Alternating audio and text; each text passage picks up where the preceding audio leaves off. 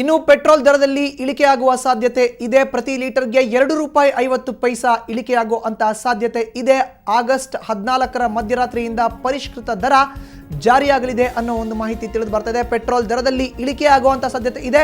ಪ್ರತಿ ಲೀಟರ್ಗೆ ₹2.50 ಇಳಿಕೆಯಾಗುತ್ತೆ ಅನ್ನೋ ಒಂದು ಮಾಹಿತಿ ಸಿಗ್ತಾ ಇದೆ. ಪರಿಷ್ಕೃತ ದರ ಆಗಸ್ಟ್ 14ರ ಮಧ್ಯರಾತ್ರಿಯಿಂದಲೇ ಜಾರಿಯಾಗುತ್ತೆ ಅನ್ನೋದು ಈಗ ತಿಳಿದು ಬರ್ತಾ ಇರುವಂತಹ ವಿಷಯ. ಇನ್ನು ಇದೇ ವಿಚಾರಕ್ಕೆ ಸಂಬಂಧಪಟ್ಟಂತೆ ಹೆಚ್ಚಿನ ಮಾಹಿತಿ ನೀಡ್ತಾರೆ ನಮ್ಮ ಪ್ರತಿನಿಧಿ ನಂದಿನಿ. ಈಗ ನಮ್ಮ ಜೊತೆ ದೂರವಾಣಿ ಸಂಪರ್ಕಕ್ಕೆ ಸಿಕ್ಕಿದ್ದಾರೆ.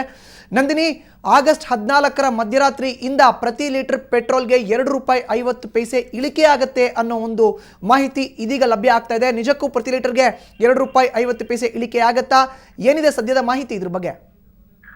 ಮಧುಸೂದನ್, ಮೊದಲಿಗೆ ದೇಶದ ಎಲ್ಲಾ ಗ್ರಾಹಕರಿಗೂ ತೈಲ ಗ್ರಾಹಕರಿಗೆ, ತೈಲ ಬಳಕೆ ಮಾಡೋ ಗ್ರಾಹಕರಿಗೆ ಖುಷಿ ಇಟ್ಕೋಬೇಕಾದಂತಹ ಒಂದು ಸಾಧ್ಯತೆಯನ್ನು ನೋಡಬಹುದು.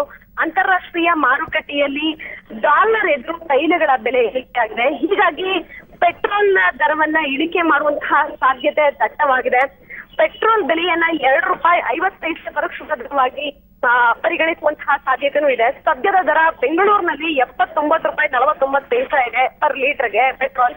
ಅದೇ ಇಳಿಕೆ ಆದ್ರೆ ₹76.99 ಆಗುತ್ತೆ, ₹2.5. ಆದ್ರೆ ನಾವಿಲ್ಲಿ ಸೂಕ್ಷ್ಮವಾಗಿ ಗಮನಿಸಬೇಕು. ದೆಹಲಿಯಲ್ಲಿ ಮಾತ್ರ ಈ ರೇಟ್ ಅನ್ನ ನಾವು ಕಾಣಬಹುದು, ₹76 ಅಂದ್ರೆ ಅಲ್ಲಿನ ರೇಟ್ ಅನ್ನ.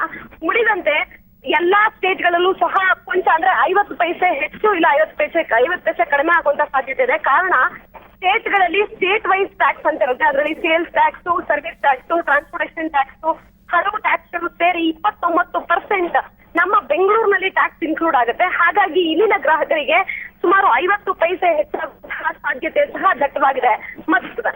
ಧನ್ಯವಾದ ನಂದಿನಿ ನಿಮ್ಮ ಮಾಹಿತಿಗೆ.